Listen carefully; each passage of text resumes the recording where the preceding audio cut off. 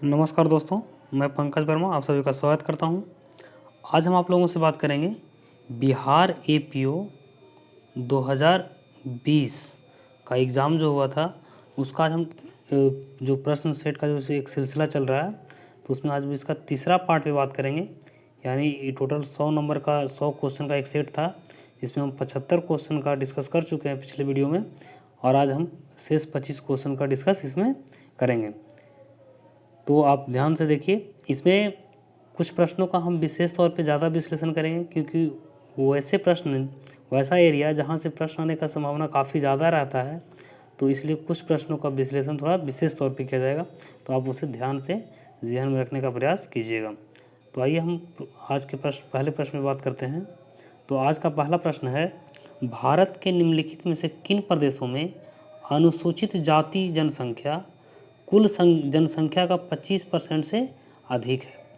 तो आपको बता दें कि अनुसूचित जो जाति यानी एससी की बात की जा रही है, शेड्यूल कास्ट, तो इसकी जनसंख्या जो है पंजाब और हिमाचल प्रदेश में 25% से ज़्यादा है। तो सही उत्तर हो जाएगा बी।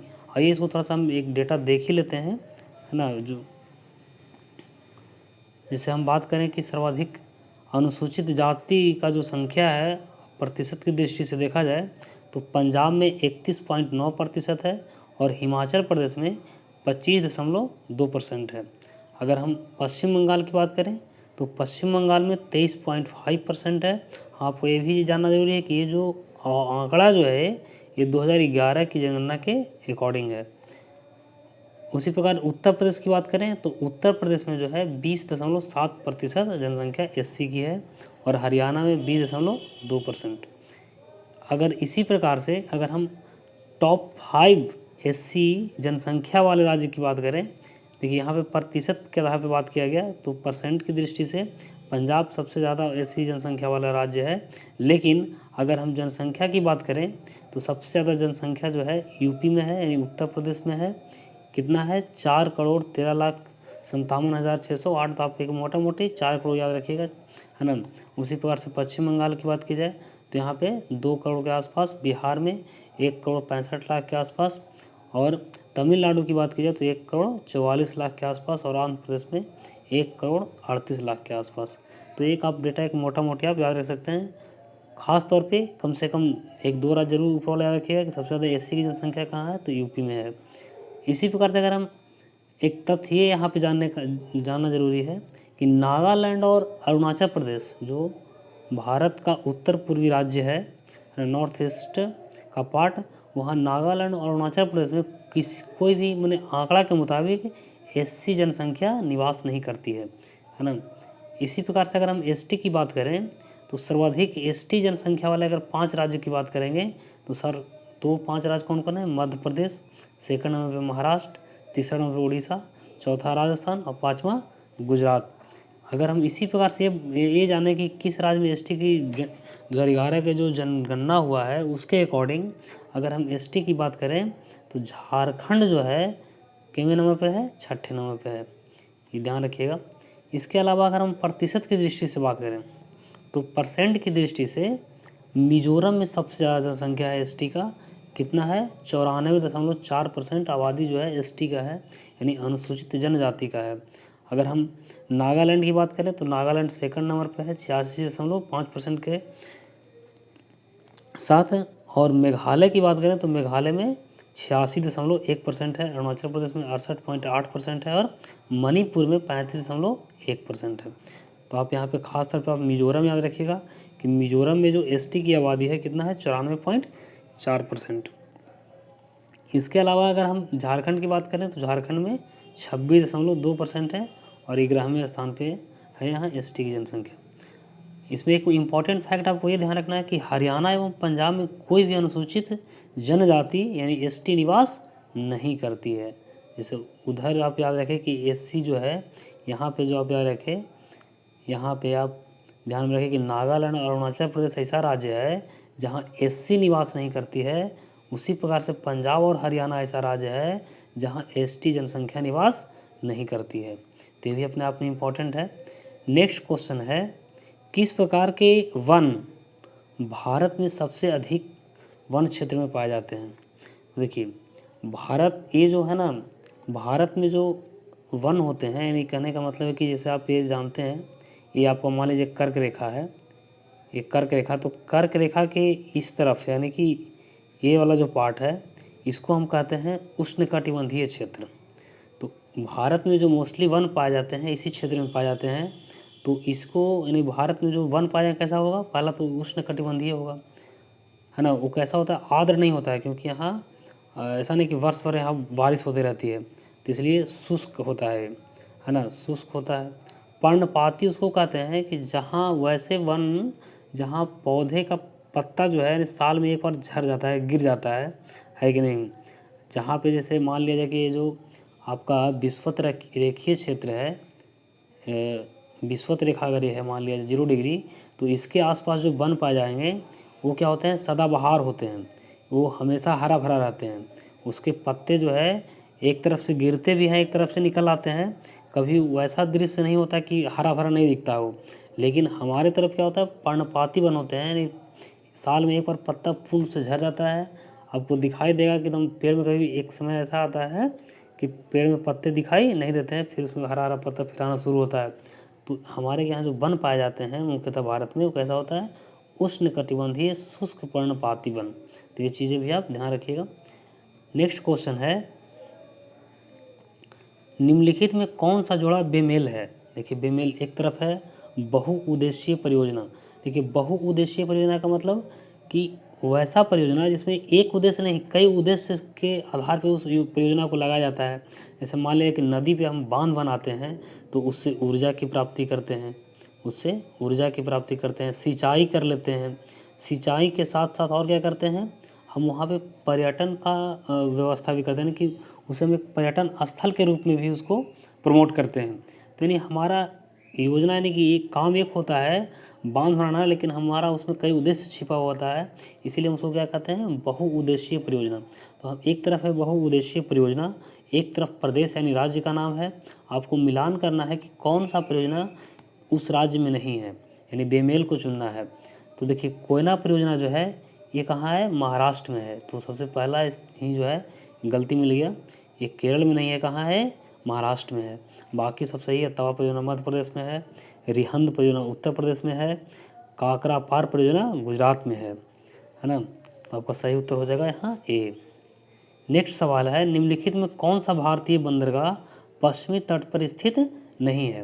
देखिए पश्चिमी तट आपको पता है कि ये जो भारत का इस प्रकार से आप मैप देखते हैं तो ये वाला जो पार्ट है इधर, ये पश्चिमी, ये पूरा एरिया क्या है, पश्चिमी तट है, और ये जो है पूर्वी तट है। तो आपको यहाँ पे पता करना है कि कौन सा पश्चिमी तट पर नहीं है।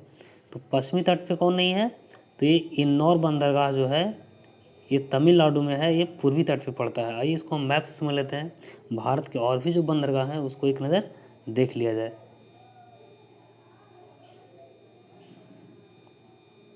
जैसे देखिए कि भारत का आप मैप देख रहे हैं, इस प्रकार से आप भी जो है कट एंड ड्रॉ पेपर पर ले करके ऐसे अगर करके आप याद करते हैं तो जाहिर सी बात है आपको ध्यान से ज़्यादा याद रहेगा, चीज़ें ज़्यादा समझ में रहेगी, रटने की ज़रूरत नहीं पड़ेगी। तो हम आइए बारी बारी से हम कुछ भारत के जो प्रमुख बंदरगाह हैं उस पर चर्चा कर लेते हैं। पहला है यहाँ देखिए ध्यान से, कांडला बंदरगाह। कांडला कहाँ है, ये गुजरात में पड़ता है। उसी प्रकार से फिर है एक मुंबई बंदरगाह, महाराष्ट्र में पड़ता है। नहावा सेवा यानी इसी को जवाहरलाल नेहरू बंदरगाह भी कहा जाता है, ये भी महाराष्ट्र में ही है। इसके बाद ये जो मारमा गोवा बंदरगाह है यानी गोवा में पड़ता है ये, है ना। फिर एक पांचवा बंदरगाह के रूप में न्यू मंगलुरु जो है कर्नाटक में पड़ता है, आप जैसा कि मैप में देख रहे हैं। इसी प्रकार से कोच्चि बंदरगाह जो है ये केरल में पड़ता है। ये तूतीकोरिन बंदरगाह जो है ये तमिलनाडु में पड़ता है। इसका एक और नाम है बियो चिदम्बनार, ध्यान रखिएगा इसको, ऐसे तूतीकोरिन भी आप याद रखिएगा। एक बंदरगाह तमिलनाडु में ही है, चेन्नई बंदरगाह, और यही क्वेश्चन था आपका इन्नौर बंदरगाह। इन्नौर बंदरगाह कहाँ है, ये देखिए पूर्वी तट पे है। इधर वाला जो है पूरा ये पश्चिमी तट पे है, इधर वाला क्या हो गया ये पूर्वी तट पे है। तो ये इन्नौर कहाँ है, पूर्वी तट पे है। आप ये ध्यान रखिएगा कि तमिलनाडु में 3 बंदरगाह है, इन्नौर, चेन्नई और तूतीकोरिन। इसके अलावा फिर हम बात करें तो आंध्र प्रदेश में विशाखापत्तनम। विशाखापत्तनम बंदरगाह कहाँ है, आंध्र प्रदेश में है। पारादीप बंदरगाह कहाँ है, ये उड़ीसा में पड़ता है। ये जो है राज्य उड़ीसा है, और कोलकाता बंदरगाह पश्चिम बंगाल में। इसके अलावा एक बंदरगाह है पोर्ट ब्लेयर, ये आप देख रहे हैं, ये जो अंडमान निकोबार द्वीप समूह है ना, तो यहाँ एक पोर्ट ब्लेयर भी द्वीप जो है बंदरगाह है। तो टोटल भारत में अगर देखा जाए तो 13 बंदरगाह, प्रमुख 13 बंदरगाह हैं, तो इन्हें आप ध्यान रखिएगा भी। नेक्स्ट सवाल है, खंभात क्षेत्र किस राज्य में स्थित है? ये किस राज्य में खंभात क्षेत्र? तो ये गुजरात में स्थित है। आइए इसका लोकेशन देख लें कहाँ पे है। तो ये आप जैसा कि मैप देख रहे हैं, तो ये देखिए, ये जो है ना खंभात, यही है गल्फ ऑफ खंभात, खंभात की खाड़ी है ना। ये देखिए गल्फ ऑफ कच्छ है, कच्छ की खाड़ी है। तो आप मैप से ये सब चीज़ें थोड़ा सा रिमाइंड करते रहिएगा, माइंड में रहेगा कौन कहाँ है। नेक्स्ट क्वेश्चन है, ऋग्वेद में यज्ञ हेतु कितने प्रकार के पुरोहितों का वर्णन मिलता है? देखिए ऋग्वेद में, तो ऋग्वेद में यहाँ पे जो है ना, जो 7 प्रकार के पुरोहितों का वर्णन मिलता है। यज्ञ में कितने प्रकार के? 7 प्रकार के पुरोहितों का वर्णन मिलता है। लेकिन यही जो है उत्तर वैदिक काल में अगर इसकी हम बात करें, तो उत्तर वैदिक काल में यह संख्या कितनी हो जाती है? 14। नेक्स्ट क्वेश्चन है, निम्नलिखित में किस जानवर का सांची स्तूप की कलाकृतियों में अंकन नहीं किया गया है? देखिए सांची स्तूप, ध्यान दीजिए, यहाँ पे आपको ये चीज़ जानना ज़रूरी है कि यहाँ पे ये जो कछुआ है इसका अंकन नहीं है, लेकिन मछली है, सांप है, बंदर है, इसके अलावा और भी हैं, जैसे शेर है, हाथी है, घोड़ा का अंकन है। तो ये चीज़ें भी आप याद रखिएगा, मछली, सांप, बंदर के अलावा शेर, हाथी, घोड़ा भी आपको याद रखना है। नेक्स्ट क्वेश्चन है, इनमें से कौन शक वंश की कार्दमक शाखा का संस्थापक था? देखिए यहाँ पे ध्यान रखिए, शक वंश, टेक्निकल वर्ड यहाँ पे ध्यान रखिए, मतलब की वर्ड जो है शक वंश, और इसी की शाखा है कार्दमक शाखा। तो इसका जो संस्थापक था वो चष्टम था। आइए थोड़ा शक वंश के बारे में थोड़ा जान लें। तो शक जो है यूनानियों के बाद भारत में आए थे। अगर विदेशी आक्रमण का देखा जाए तो सबसे पहले यूनानियों ने भारत पर आक्रमण किया था, और यूनानियों के बाद शक आए थे, शक के बाद पहलव आए थे, और पहलव के बाद कुषाण आए थे, पहलव के बाद कुषाण आए थे। तो ये क्रम भी आपको ध्यान रखना है। इसके अलावा हम बात करें तो शकों की 5 शाखाएँ थी। ये जो है भारत में आए थे, इसकी कितनी शाखा थी? 5 शाखा थी। और ये चौथी शाखा जो थी भारत के पश्चिमी भारत में, इसकी मतलब चौथी शाखा जो है भारत के पश्चिमी भाग में स्थित था। और यही जो शाखा था, ये जो क्वेश्चन है आपका कार्दमक शाखा, तो कार्दमक शाखा वही था जो पश्चिमी भारत में था, और इसका संस्थापक कौन था? चष्टम था। और यही शाखा सबसे ज़्यादा, मतलब कहने का मतलब है कि प्रभाव इसी का ज़्यादा रहा, ज़्यादा लंबे समय तक शासन किया, है ना। अगर हम इसके बारे में और बात करें तो जो शक जो थे मूलतः कहाँ से आए थे? मध्य एशिया से आए थे, और एक चारागाह की खोज में भारत आए थे, है ना। इसमें एक चीज़ आपको यहाँ पे ये जानना है कि 58 ईस्वी पूर्व में, 58 ईस्वी पूर्व में उज्जैन के एक स्थानीय राजा ने शकों को पराजित करके बाहर खदेड़ दिया और विक्रमादित्य की उपाधि धारण की। शकों पर विजय के उपलक्ष्य में 58 ईस्वी पूर्व में से एक नया संवत विक्रम संवत के नाम से प्रारंभ हुआ, और उसी समय से विक्रमादित्य जो है एक लोकप्रिय उपाधि बन गई, जिसकी संख्या भारतीय इतिहास में 14 तक पहुंच गई। यानी भारत में 14 ऐसे शासक हुए जो विक्रमादित्य का उपाधि धारण किए। उनमें अगर हम बात करें तो सबसे महत्वपूर्ण राजा जो विक्रमादित्य का उपाधि धारण किए थे वो कौन थे? चंद्रगुप्त द्वितीय, जो सबसे महान हुए, है कि नहीं। अगर ये पूछा जाए कि विक्रमादित्य का उपाधि धारण करने वालों में सबसे प्रतापी शासक कौन हुए, तो वो कौन हुए? चंद्रगुप्त द्वितीय, है ना। इसके अलावा हम बात करें अगर आगे, तो शकों का जो सबसे प्रतापी शासक था वो कौन था? रुद्रदामन प्रथम। ये भी आप याद रखिएगा, जिसका शासन जो है 130 से 150 ईस्वी, है ना। उसी जो पश्चिमी भारत का जो एरिया था उसी में इसका शासन था, और गुजरात के बड़े भाग में इसका शासन था, है ना। इसने और क्या इसमें महत्वपूर्ण काम क्या किया था? जो सुदर्शन झील था, सुदर्शन झील का निर्माण ऐसे मौर्यों ने करवाया था, लेकिन समय समय पर इसको कई राजाओं ने इसका कहने का मतलब है कि मरम्मत करवाया, है ना, जीर्णोद्धार करवाया। तो इसमें रुद्रदामन प्रथम का भी नाम आता है कि सुदर्शन झील का ही जो है मरम्मत करवाया था। ये जो रुद्रदामन प्रथम था, इस संस्कृत का बड़ा प्रेमी था। इसने सबसे पहले विशुद्ध संस्कृत भाषा में लंबा अभिलेख, जिसे गिरनार अभिलेख के नाम से जानते हैं, जारी किया, है ना। और ये जो अभिलेख था ये प्राकृत भाषा में था। इसके अलावा एक क्वेश्चन ये जानिएगा कि भारत में शक राजा अपने आप को क्या कहते थे? क्षत्रप कहते थे। तो ये सब चीज़ें आप ध्यान रखिएगा, रिमाइंड करते रहिएगा। नेक्स्ट क्वेश्चन है, अमरकोश में कितने प्रकार की भूमि का वर्णन किया गया है? तो अमरकोश में जो है कितने प्रकार की भूमि का वर्णन किया गया है? तो ये है आपका सही उत्तर 12 प्रकार का। 12 प्रकार का। एक तरह समझिए, जैसे कोश का मतलब आप समझते होंगे, जैसे शब्दकोश, तो उसी प्रकार से है अमरकोश, है ना। इसमें जो है करीब 10,000 के आसपास नाम मिलते हैं और उसी नाम में भूमि के प्रकार का वर्णन किया गया है। तो उसमें जो है 12 प्रकार की भूमि का वर्णन किया गया है ना, अमरकोश में। तो ये सिंपल है, आप वैसे ही याद रखिएगा इसको। नेक्स्ट क्वेश्चन है, कलिंग नरेश खारवेल की हाथी गुम्फा प्रशस्ति किस भाषा में अंकित है? तो ये जो है आपका प्राकृत भाषा में अंकित है। किस भाषा में है? वही कलिंग नरेश खारवेल जिसे अशोक ने हराया था। नेक्स्ट सवाल है, प्राकृत प्रकाश ग्रंथ किसने लिखी? देखिए, प्राकृत प्रकाश ग्रंथ जो है ये वर रुचि ने लिखा है। वर रुचि कौन थे? आइए यहाँ देखते हैं। गुप्त काल में जो है, ये कहने का मतलब है कि नवरत्न थे वर रुचि, है ना। उन्हीं में से जो कुछ और भी प्रमुख जो नवरत्नों में थे, उनके द्वारा या उनके गुप्त काल में जो प्रमुख रचनाएं हुई है उस पर थोड़ा सा हम वर्णन कर लेते हैं, है ना। तो ये वररुचि जो थे ये कौन थे? ये चंद्रगुप्त द्वितीय के दरबार में रहते थे और वो उन 9 रत्नों ने 9 बुद्धिजीवियों में एक थे, यानी नवरत्नों में एक थे वररुचि। आइए हम बात करते हैं जो गुप्त काल के प्रमुख रचनाएं हैं उस पर। तो उसमें पहला नाम आता है आर्यभट्ट। आर्यभट्ट के द्वारा क्या क्या रचना किया गया था? उन्हीं के काल के थे, गुप्त काल के ही। इन्होंने आर्यभट्टियम लिखा, सूर्य सिद्धांत लिखा। ये पहले भारतीय नक्षत्र वैज्ञानिक थे जिसने बताया कि पृथ्वी अपनी धुरी पे घूमती है ना।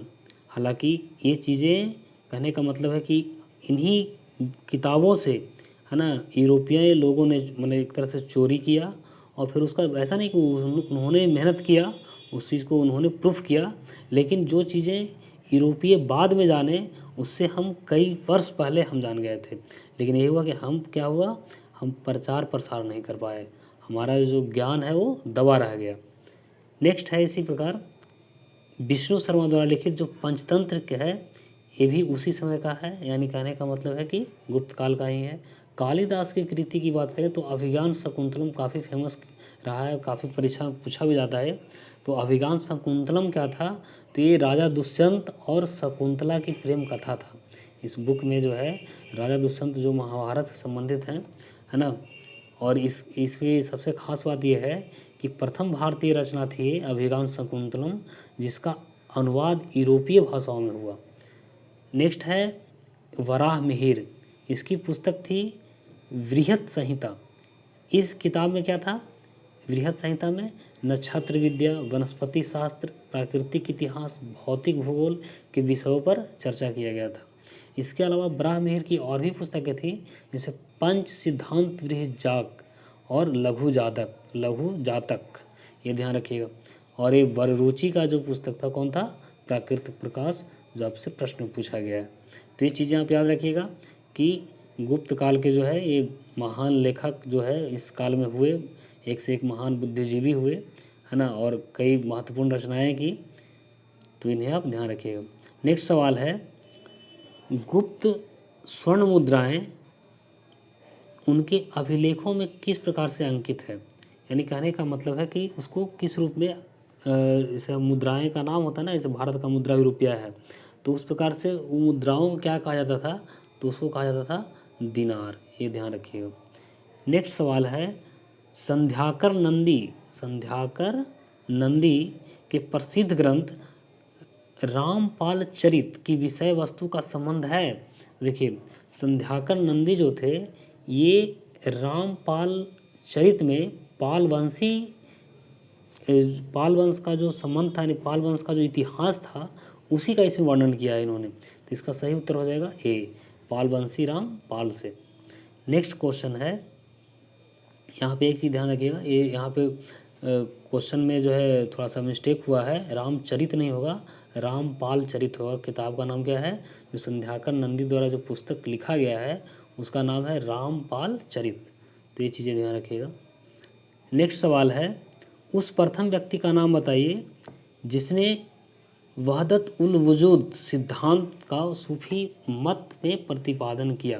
देखिए, ये जो सिद्धांत है ये इस्लाम के वहदत उल, यानी कहने का मतलब जो सूफी मत है, सूफीवाद की जो उत्पत्ति हुई है, यहाँ पे समझने वाली बात यह है कि जो सूफीवाद की जो उत्पत्ति हुई है वो इस्लाम के वहदत उल वजूद सिद्धांत से ही हुई है।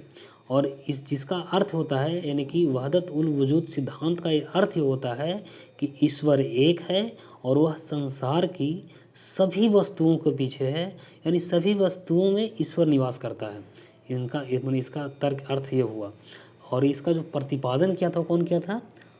इब्नुल अरबी ने किया था। इब्नुल अरबी याद रखिएगा, है ना, यानी कि जो सूफीवाद का प्रतिपादक है एक तरह से कहा जाए तो इब्नुल अरबी ने किया है।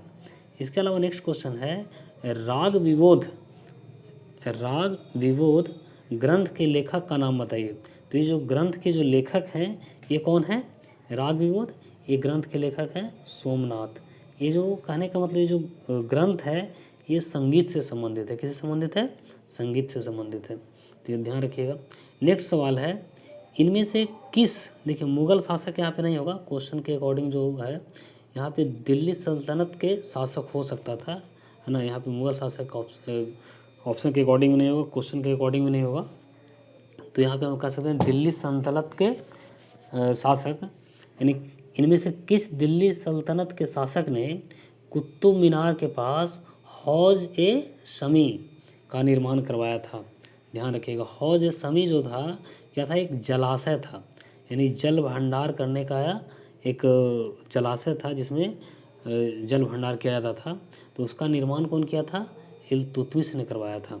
आइए हम कुछ और शासकों के द्वारा जो निर्माण करवाए गए हैं उस पर हम थोड़ा चर्चा कर लेते हैं। तो ध्यान से आइए देखते हैं। हम बात करें अगर कुतुब इस्लाम मस्जिद की, तो ये जो है ये सब कुतुबुद्दीन ऐबक ने करवाया था। 2.5 दिन का झोपड़ा, कुतुब मीनार, है ना, इसमें जो है 2.5 दिन का झोपड़ा था। ऐसा कहा जाता है कि यह अजमेर में जो है पहले क्या था, ये विद्यालय था, या कहीं कहीं किसी बुक में मिलता है कि यह सरस्वती का मंदिर था, है ना। इसके अलावा कुतुब मीनार की बात करें तो इसका नींव जो है रखवाया था कुतुबुद्दीन ऐबक ने, लेकिन इसका जो पूर्ण करने का काम किया ये इल्तुतमिश ने किया। इसके बाद हम नेक्स्ट बात करें सुल्तानगढ़ी मकबरा का हौज शमी, जैसा कि अभी क्वेश्चन में था, है ना, हौज शमी और शमी ईदगाह, शमसी ईदगाह, ये तीनों का निर्माण कौन करवाया था? इल्तुतमिश ने करवाया था। इसके अलावा बलबन का मकबरा, देखिए बलबन अपना जो मकबरा जो है, मतलब कहने का मतलब है कि जिंदा रहते हुए ही बनवा लिया था वो, इसका निर्माण खुद करवाया था बलबन ने ही। और इसके अलावा अगर हम बात करें सीरी का किला, अलाई दरवाज़ा, हौज अलाई या हौज खास इसी को कहा जाता है, तो ये सब निर्माण करवाया था अलाउद्दीन खिलजी ने। नेक्स्ट क्वेश्चन पे चलते हैं। नेक्स्ट क्वेश्चन है, इनमें से किस शासक ने आना सिक्के का प्रयोग प्रारंभ किया? देखिए आना सिक्का का प्रयोग जो है ये किया था प्रारंभ शाहजहां ने। नेक्स्ट क्वेश्चन है, खुलसत उल तवारिख किसने लिखी? ये खुलसत उल तवारिख जो है इसमें भारतीय इतिहास का वर्णन किया गया है और ये लिखा गया है सुजान राय खन्नी द्वारा। तो ये चीज़ें होगी। नेक्स्ट क्वेश्चन है, सतनामी पंथ की स्थापना किस वर्ष हुई थी? देखिए सतनामी पंथ जो है इसका स्थापना कौन किया था?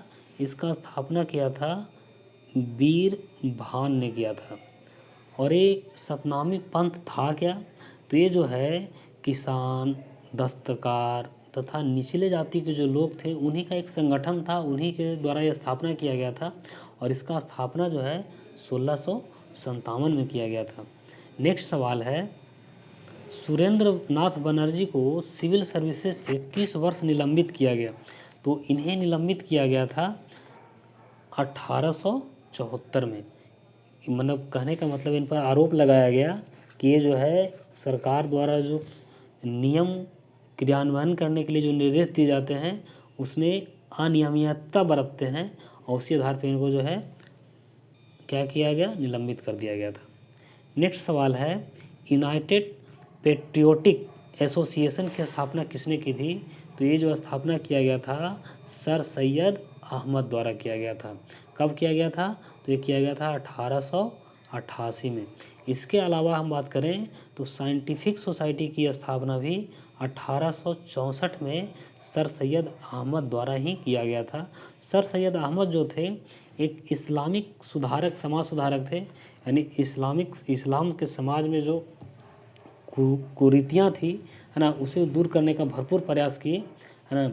उसके लिए उन्हें काफ़ी, कहने का मतलब है कि एक समाज का उत्पीड़न भी झेलना पड़ा उन्हें, लेकिन काफ़ी हद तक वो सुधार करने में भी सफल रहे है ना। नेक्स्ट सवाल है, तेभागा आंदोलन का संबंध किससे था? तेभागा आंदोलन, देखिए तेभागा आंदोलन जो है इसका संबंध किसानों से था, यानी कि किसान आंदोलन था। लेकिन नाम से ही पता है तेभागा। आइए हम कुछ महत्वपूर्ण किसान आंदोलन की बात कर लें है ना, क्योंकि परीक्षा में काफ़ी इम्पोर्टेंट रखता है, तो इसलिए हम इसको आज हम जो है महत्वपूर्ण किसान आंदोलन की बात करते हैं। तो आप ये क्वेश्चन तो क्लियर हो गया, तेभागा आंदोलन का संबंध किसानों से था। हम आइए कुछ महत्वपूर्ण किसान आंदोलन की बात करते हैं। तो आगे हम मैप से देख लेते हैं कौन सा किसान आंदोलन कहाँ हुआ था। तो जैसा कि आप देख रहे हैं, मोपला विद्रोह कहाँ हुआ था? ये जो है केरला में हुआ था। ये कहने का मतलब है कि मोपला जो थे गरीब मुस्लिम दस्तकार थे है ना, और इनका जो विद्रोह हुआ था वो पहले तो सरकार के खिलाफ हुआ, लेकिन बाद में ये विद्रोह सांप्रदायिक हो गया था, हिंदू बनाम मुस्लिम हो गया था। इसके अलावा हम बात करें अगर तेलंगाना आंदोलन, तो 1946 में हुआ था। अगर ये इसके बाद हम अगर बंगाल में देखिए, बंगाल में काफ़ी ज़्यादा किसानों का विद्रोह हुआ है। नील विद्रोह हुआ है, पावना विद्रोह हुआ है, तेभागा आंदोलन हुआ है। इसके अलावा अगर हम महाराष्ट्र की बात करें तो महाराष्ट्र में दक्कन विद्रोह हुआ है। गुजरात की बात करें तो गुजरात में खेड़ा आंदोलन, बारदोली आंदोलन। इसके अलावा अगर हम बात करें बिहार में, तो बिहार में चंपारण सत्याग्रह भी एक किसान आंदोलन था। एक्का विद्रोह जो है ये यूपी में हुआ था। तो आइए हम बारी बारी से इनको थोड़ा सा जो है डिस्कस कर लेते हैं। तो पहला है नील विद्रोह कहाँ हुआ था? ये पश्चिम बंगाल में हुआ था। नदिया जिले में स्थित गोविंदपुर गांव से इसकी शुरुआत हुई थी। इसका जो नेतृत्वकर्ता थे वो दिगंबर विश्वास और विष्णु विश्वास थे। कारण क्या था कि जबरन नील की खेती करवाया जाता था और जो है किसानों का शोषण होता था। परिणाम स्वरूप क्या हुआ? भारतीय किसानों ने ये जो है प्रथम सफल विद्रोह किया अंग्रेज़ों के खिलाफ। देखिए अब यहाँ पे हुआ क्या, इसमें कई इसे कहने का मतलब है, जैसे दीनबंधु का नाम आप जानते हैं। दीनबंधु मित्र जो थे अपने नाटक नील दर्पण के माध्यम से जो अंग्रेज़ों के द्वारा जो किसानों का शोषण किया जाता था उसको उसमें क्या किया, वो चित्रित किया है ना। इसी के अलावा फिर हरिश्चंद्र मुखर्जी की पत्रिका थी हिंदू पैट्रियट, उसमें भी इस चीज़ को काफ़ी कहने का मतलब है कि उठाया गया इस मुद्दे को है ना, जिससे लोगों का ध्यान उस तरफ आकर्षित हुआ। तो ये नील विद्रोह हो गया। नील विद्रोह के बाद हम बात करें तो पावना विद्रोह की बात करें तो ये जो विद्रोह था ये भी बंगाल में हुआ था। बंगाल का जो पावना क्षेत्र है, जो कहने का मतलब यूसुफ शाही परगना में पड़ता है, ये पटसन की कृषि के लिए प्रसिद्ध था। यह स्थान जो था पावना किसके लिए था? पटसन की कृषि के लिए प्रसिद्ध था। यहाँ पे ध्यान देने की बात यह है कि ये जो विद्रोह हुआ था पावना विद्रोह, वो किसानों का विद्रोह था और किसके खिलाफ था? साहूकार ऋणदाताओं और ज़मींदारों के विरुद्ध था।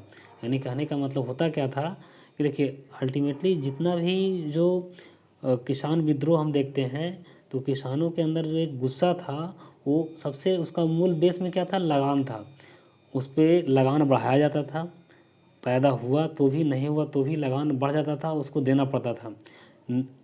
किसान अपना ज़मीन बचाने के लिए क्या करते थे कि साहूकार से ऋण लेते थे और ऋण लेकर के लगान का वसूली करते थे, नहीं अपना देते थे लगान। अब होता क्या था कि साहूकार काफ़ी महंगा ब्याज दर पे जो है ऋण देते थे, किसान ऋण चुका नहीं पाते थे। फिर साहूकार क्या कर लेते थे, साहूकार या ज़मींदार जो है क्या करते थे, ज़मीन को अपने कब्जे में ले लेते थे, किसान जो है मजदूर बन जाते थे। तो उस स्थिति में किसानों के अंदर क्या होगा, गुस्सा आएगा ही। तो वहीं कहीं कहीं कहता था गुस्सा भड़क जाता था, जिसको हम विद्रोह के रूप में जानते हैं। इसके जो प्रमुख नेता थे ये पावना विद्रोह का, तो ये था ईशान चंद और शंभू पाल। ध्यान रखिएगा, ईशान चंद और शंभू पाल इसके प्रमुख नेता थे पावना विद्रोह के। यहाँ पे कारण क्या था, अभी आप बताएं कि गरीबी और किसानों की ऋण ग्रस्तता। आंदोलन का नारा था, ये काफ़ी इम्पोर्टेंट है, कि हम महारानी और सिर्फ महारानी के रैयत होना चाहते हैं। यानी कहने देखिए यहाँ पे नारा से ही क्लियर हो रहा है कि ये लोग जो थे, किसान जो थे, अपने ही लोग, अपने देश के लोगों से ही परेशान थे। वो जो है कहने का मतलब है कि ऋणदाताओं जो साहूकार होते थे, ज़मींदार होते थे, उन्हें वो देखना पसंद नहीं करते थे। और उन्होंने नारा दिया कि हम महारानी और सिर्फ महारानी के रैयत होना चाहते हैं, है ना। हम परेशान सिर्फ किससे हैं, तो इन लोगों से हैं, ऋणदाता जो हैं, साहूकार हैं, ज़मींदार हैं, इनसे हम परेशान हैं। नेक्स्ट जो है किसान आंदोलन है वो दक्कन विद्रोह है। देखिए यहाँ भी जो दक्कन विद्रोह भी जो हुआ था, ये भी विद्रोह हुआ था किसके खिलाफ, साहूकारों के खिलाफ ही हुआ था। इसमें भी वही हुआ, ऋण का जो है लगान का रेट बढ़ा दिया गया। किसान क्या किए कि साहूकारों से ऋण ले करके अपना ज़मीन बचाने के लिए लगान दिए। उसके बाद लगान इतना ज़्यादा हुआ तो किसान का जो है ज़मीन कौन हड़प लेता था, साहूकार हड़प लेता था। तो इस स्थिति में क्या हुआ, एक घटना ये थी कि कालूराम महाजन जो है, एक सूदखोर ने बाबा साहब देशमुख नामक एक किसान के ज़मीन पर कब्जा कर लिया। इसलिए कब्जा कर लिया कि वो ऋण नहीं चुका पाए थे। और बस वहाँ से ही क्या हुआ, कोई से कई किसान थे तो उनको लगा कि इनका आज इनका ज़मीन हड़पा है, कल मेरा हड़पेगा। सारा किसान जो है संगठित होकर के क्या किए, विद्रोह कर दिए, और वो विद्रोह भड़क उठा। तो ये दक्कन विद्रोह जो है ये 1875 ईस्वी में हुआ था। इसी के बाद जो है 1879 ईस्वी में, है कि नहीं, दक्कन राहत कृषि अधिनियम लाया गया था, है ना। और ये अधिनियम के तहत जो है सारे जो खेतिहर थे, है ना, उनका ज़मीन वापस किया गया था। तो ये चीज़ काफ़ी मतलब ये विद्रोह करने का मतलब प्रभावशाली रहा था, जिसके कारण सरकार को एक स्टेप लेना पड़ा, एक कदम उठाना पड़ा सरकार को। नेक्स्ट जो है विद्रोह मोपला विद्रोह है, काफ़ी इंपॉर्टेंट विद्रोह है ना। ये काफ़ी बार पूछा जाता है। पहली बात इसमें ध्यान रखना कि पहला जो मोपला विद्रोह हुआ था 1836 से 54 के बीच में हुआ था, है ना। यानी कि काफ़ी लंबे समय तक ये विद्रोह छुटपुट होते रहता था। इसके बाद जो दूसरा प्रमुख विद्रोह मोपला का हुआ 1921 ईस्वी में हुआ, ये काफ़ी ज़्यादा प्रभावशाली रहा, काफ़ी ज़्यादा चर्चा का विषय रहा, है ना। ये कहाँ हुआ था, केरला में हुआ था। अब ये आपकी इसके बारे में थोड़ा सा हम डिटेल से चर्चा करेंगे। ये विद्रोह जो हुआ था वो मुस्लिम काश्तकारों का हिंदू भूस्वामियों के खिलाफ था। अब देखिए कहने का मतलब जो खेती करने वाले जो लोग थे वो कौन थे, काश्तकार यानी किसान कौन थे, मुस्लिम थे, है ना, जिसे हम मोपला कहते हैं। और वहाँ जो ज़मींदार थे वो कौन थे, हिंदू भूस्वामी यानी कि हिंदू लोग थे। और हिंदू में कौन थे, नंबूदरी एवं नायर ब्राह्मण थे, है ना। तो हुआ पहले शुरुआत में किसान विद्रोह के रूप में ये विद्रोह हुआ था, सरकार के विरोध हुआ था, लेकिन बाद में सांप्रदायिक हो गया। तो आइए इसका हम बात करते हैं इसमें डिटेल से। तो यहाँ पे आपको ये होना बताया जैसा कि हम कि केरल के मुस्लिम काश्तकार को ही मोपला कहलाते थे, मोपला कहा जाता था। इसके जो नेतृत्वकर्ता थे मोपला विद्रोह के, वो कौन थे, खिलाफत नेता अली मुस्लियार। खिलाफत नेता कहने का मतलब क्या हुआ, एक खिलाफत आंदोलन से भी जुड़े हुए थे। ध्यान रखिएगा उस समय खिलाफत आंदोलन और असहयोग आंदोलन भी चल रहा था सरकार के खिलाफ उस समय। आपको ये पता है कि 1920 ईस्वी 21 का समय है, तो उस समय ये खिलाफत आंदोलन भी चल रहा था और असहयोग आंदोलन भी चल रहा था। तो ये जो अली मुस्लियार थे ये खिलाफत आंदोलन से भी जुड़े हुए थे, तो यही नेतृत्व कर रहे थे मोपला विद्रोह का। अब आगे देखते हैं इसमें सांप्रदायिक ये जो है घटना, ये जो किसान विद्रोह था ये सांप्रदायिक कैसे हो गया, इस पर बात करते हैं। तो सबसे पहले क्या हुआ कि 1921 ईस्वी में असहयोग आंदोलन के दौरान गांधी जी, मौलाना आज़ाद, शौकत अली ने मोपला आंदोलन का समर्थन किया। इसलिए समर्थन किया कि उस समय जो आंदोलन हो रहा था वो सरकार के खिलाफ हो रहा था। उसके बाद आगे देखिए कि फरवरी 1921 में क्या हुआ कि सरकार जो है कर्फ्यू लगा दिया, यानी निषेधाज्ञा लागू कर दिया। अब यहाँ पे क्या हुआ कि जब ये कर्फ्यू लागू किया गया तो कांग्रेस तथा खिलाफत के नेता, जो कहने का मतलब है कि इस आंदोलन में अग्रणी भूमिका निभा रहे थे, उसमें याकूब हसन, गोपाल मेनन, है ना, पी मोइनुद्दीन कोया, के माधवन नायर, ये सबको गिरफ्तार कर लिया गया, है ना, ये कर्फ्यू लगाने के बाद। अब जब इन लोगों को, जो अग्रणी नेता थे, वो सब गिरफ्तार हो गए, तो क्या हुआ कि आंदोलन का जो नेतृत्व है वो स्थानीय मोपला नेताओं के हाथ में चला गया। अब ये जो स्थानीय मोपला नेताओं के हाथ में चला गया तो क्या हो गया कि आंदोलन सांप्रदायिक हो गया, हिंदू बनाम मुस्लिम हो गया। अब यहाँ पे क्या हुआ कि जब ये आंदोलन हिंदू बनाम मुस्लिम हुआ तो हज़ारों की संख्या में हिंदुओं को वहाँ मारा गया, है ना, क्योंकि वहाँ पे उसकी संख्या कम थी और काफ़ी जो आंदोलनकारी थे काफ़ी उग्र थे, है ना। धर्म के नाम पर जो है काफ़ी लोगों को मारा गया, कई लोगों को, यानी हज़ारों लोगों को धर्म परिवर्तन करने के लिए बाध्य किया गया। इसके बाद इस आंदोलन को सरकार ने बलपूर्वक दबा दिया, है ना। कई मोपलाओं को वहाँ से, ऐसा कहा जाता है कि कई मोपलाओं को मालगाड़ी में भर करके, है ना, वहाँ से मालाबार से कोयम्बटूर लाया जा रहा था और हज़ारों की संख्या में मालगाड़ी में उन्हें, मैंने कहने का मतलब यह है कि जिस प्रकार से सामान लाया जाता है उस प्रकार से भर के लाया जा रहा था रेल के डब्बों में, मालगाड़ी के डब्बों में, और हज़ारों की संख्या में मोपला जो है इसमें सिर्फ और सिर्फ मैंने इसलिए मर गए कि उन्हें, मतलब कहने का मतलब है कि, है ना, बंद कर दिया गया उसमें मालगाड़ी में, और जब यहाँ लाया गया तो सब के सब मरे हुए थे। तो हज़ारों की संख्या में वो मोपला विद्रोही जो है इस प्रकार से मरे थे। इसके अलावा हम बात करें कि ये जब आंदोलन समाप्त हो गया तो आंदोलन समाप्त होने के बाद वहाँ के आर्य समाज के एक नेता थे स्वामी श्रद्धानंद, है ना। तो स्वामी श्रद्धानंद द्वारा शुद्धि आंदोलन चलाया गया कि जिस व्यक्ति को ज़बरदस्ती धर्म परिवर्तन करा दिया गया था उन्हें कहा गया कि आप फिर से अपने धर्म में आ जाइए, है ना। और ये शुद्धि आंदोलन चलाए कौन? स्वामी श्रद्धानंद। और इसी आंदोलन, इसी कारण उन्हीं के आश्रम में 1926 ईस्वी में उनकी हत्या कर दी गई। तो ये भी एक इम्पोर्टेंट फैक्ट है जिसे आप ध्यान रख सकते हैं। नेक्स्ट किसान आंदोलन है चंपारण सत्याग्रह, जो काफ़ी इम्पोर्टेंट है। चंपारण सत्याग्रह कहाँ हुआ था? बिहार में हुआ था। ये क्या हुआ था? अंग्रेज बागान मालिकों के खिलाफ हुआ था। देखिए यहाँ पे कोई जमींदार और साहूकार के खिलाफ नहीं हुआ था। ये किसके खिलाफ हुआ था? ये जो है चंपारण सत्याग्रह अंग्रेज बागान मालिकों के खिलाफ हुआ था। और यहाँ पे केंद्र में कौन था? तिनकठिया प्रथा था, तिनकठिया पद्धति थी। इसका जो नेतृत्वकर्ता थे वो कौन थे? महात्मा गांधी के नेतृत्व में आंदोलन हुआ। और ये महात्मा गांधी जो थे राजकुमार शुक्ल के कहने पर वहाँ गए थे। ये गांधी जी का प्रथम सत्याग्रह था भारत में, है कि नहीं, और जो काफ़ी हद तक सफल भी रहा। इसमें अन्य नेता गांधी जी के साथ जो गए थे, राजेंद्र प्रसाद गए थे, ब्रिज किशोर गए थे, महादेव देसाई गए थे, नरहरि पारिक गए थे, जेबी कृपलानी गए थे, है ना। इसके बाद ये जो आंदोलन था इसके बारे में कहा नहीं जाता है, मैंने ऐसा है ही। चंपारण सत्याग्रह के दौरान गांधी जी के कुशल नेतृत्व से प्रभावित होकर रविन्द्रनाथ टैगोर ने उन्हें महात्मा की उपाधि दी।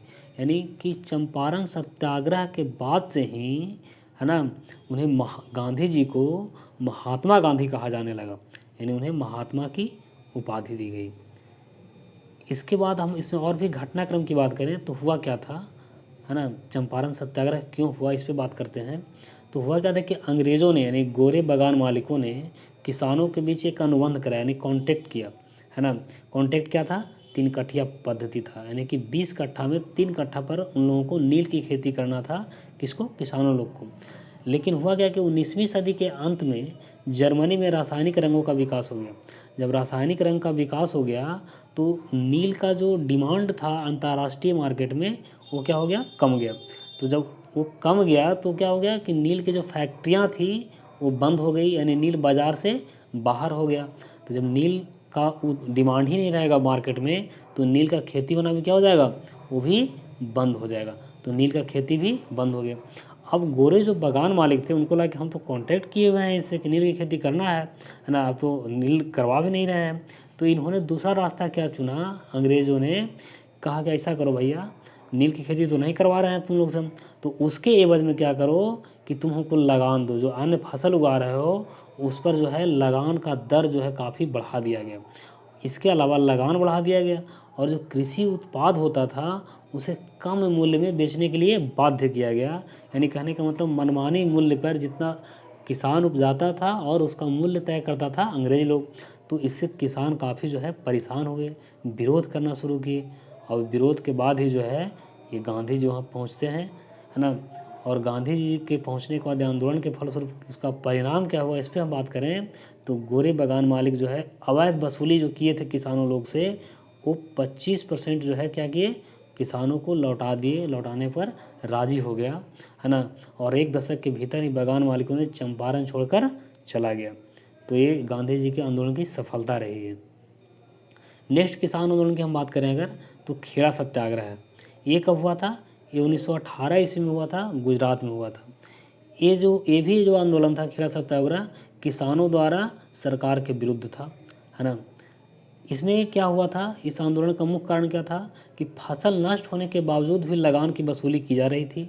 किसानों के जो छोटे छोटे किसान थे उनका घर में कुर्की जब्ती किया जा रहा था, उनके भैंस खोल लिए जा रहे थे, उनके पास जो मवेशी रहते थे, मवेशी पाले हुए थे उनको खोल लिया जा रहा था। तो उस स्थिति में क्या हुआ, खेड़ा सत्याग्रह किसान लोगों ने जो है आगे आया, विरोध किया और उसका नेतृत्व जो है उसमें वल्लभ भाई पटेल किए। उस समय वल्लभ भाई पटेल जो थे वो एक युवा अधिवक्ता थे, है ना, और उसका जो है नेतृत्व कर रहे थे। उसी दौरान फिर जो है गांधी जी का इसमें एंट्री हुआ मार्च 1918 में।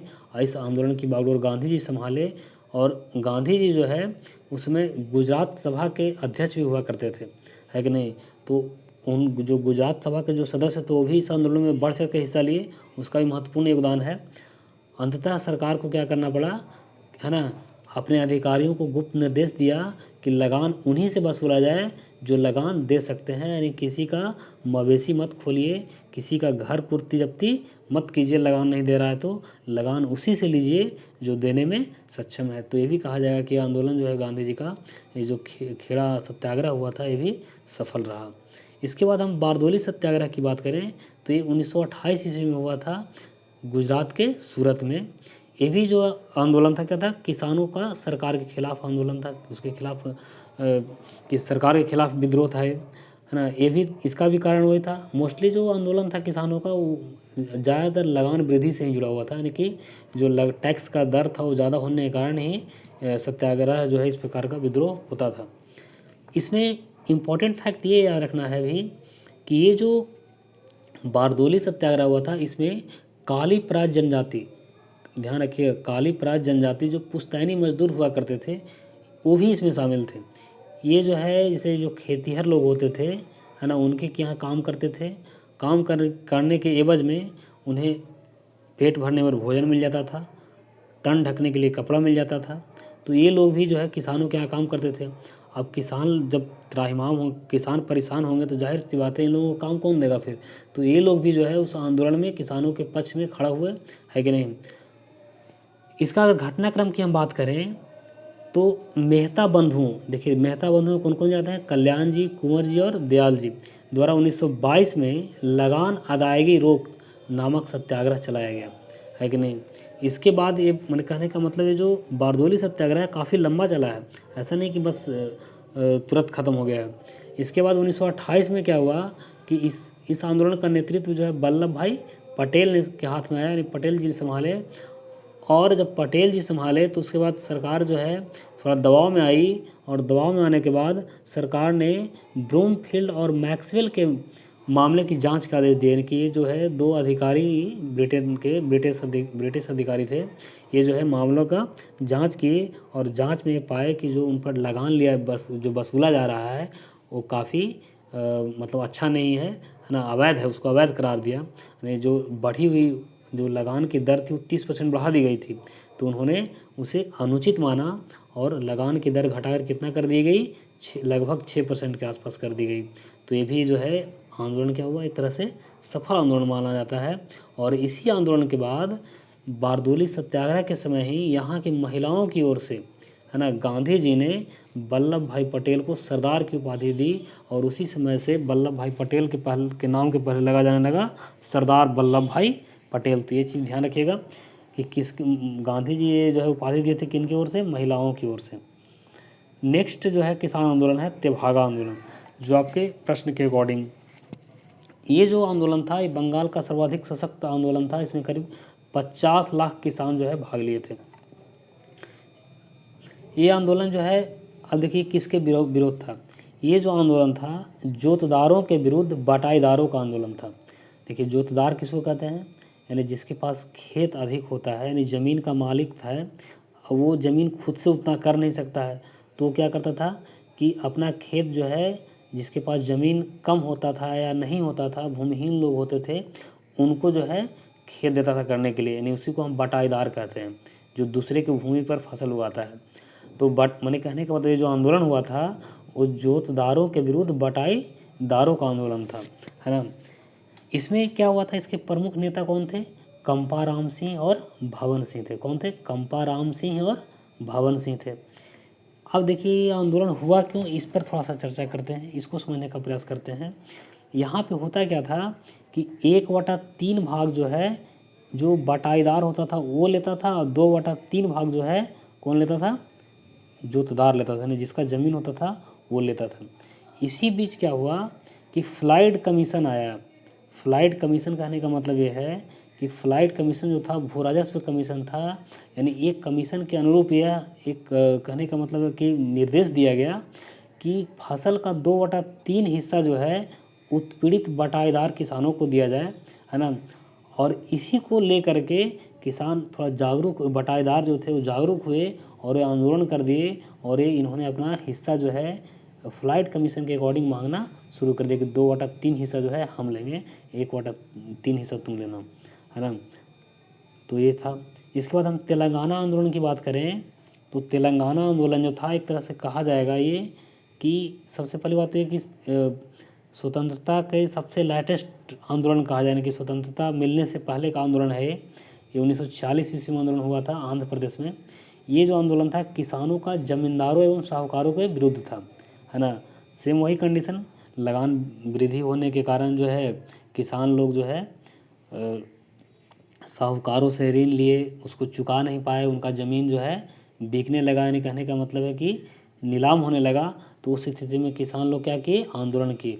सबसे बड़ी बात यह है कि ये जो आंदोलन था तेलंगाना आंदोलन, ये नेतृत्व विहीन था, यानी कि इस आंदोलन का नेतृत्व कोई व्यक्ति नहीं कर रहा था। इसी कारण जो है ये आंदोलन क्या हुआ था, ये आंदोलन असफल हो गया था। यानी किसान जो है स्वयं ही अपनी लड़ाई लड़ने लगे।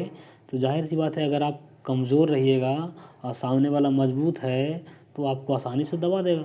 यही हुआ इस आंदोलन में। तो यह प्रमुख है जो है इसमें हुआ क्या। इसके अलावा एक बात और है इसमें समझने वाली कि देखिए जो मोस्टली ये सब जो विरोध जैसे करते थे ज़मींदारों और साहूकारों का, इसका एक कारण ये भी होता था कि उस समय जो अंग्रेज़ होते थे, यानी कि अंग्रेज़ जो सरकार जो हुआ करता था उसके खिलाफ आवाज़ उठाना थोड़ा सा ज़्यादा कठिन होता था, क्योंकि वो बलपूर्वक जो है आवाज़ को क्या करते थे, दबा देते थे। तो जो ठोस विचारधारा, सामाजिक आर्थिक कार्यक्रम का अभाव, ये आंदोलन का कमी रहा और इस कारण आंदोलन क्या हो गया, असफल हो गया। इसके अलावा हम अगर अगला क्वेश्चन की बात करें तो निम्नलिखित में किसने गैर ब्राह्मण घोषणा पत्र निर्गत किया था। तो ये जो है घोषणा पत्र जारी किया गया था साउथ इंडियन लिबरल फेडरेशन द्वारा। ये कहाँ किया गया था, तमिलनाडु में, ध्यान रखिएगा इस चीज़ को। नेक्स्ट क्वेश्चन है भारत दुर्दशा नाटक का लेखक कौन है। तो ये लेखक कौन है, भारतेंदु हरीशचंद्र। और आज का अंतिम क्वेश्चन है दक्कन कृषि राहत अधिनियम, जैसा कि आपको हम बताया अभी थोड़ा देर पहले बताए थे दक्कन विद्रोह के समय कि ये किस वर्ष पारित हुआ। तो ये जो है 1879 में पारित हुआ था। धन्यवाद, आज के लिए इतना ही।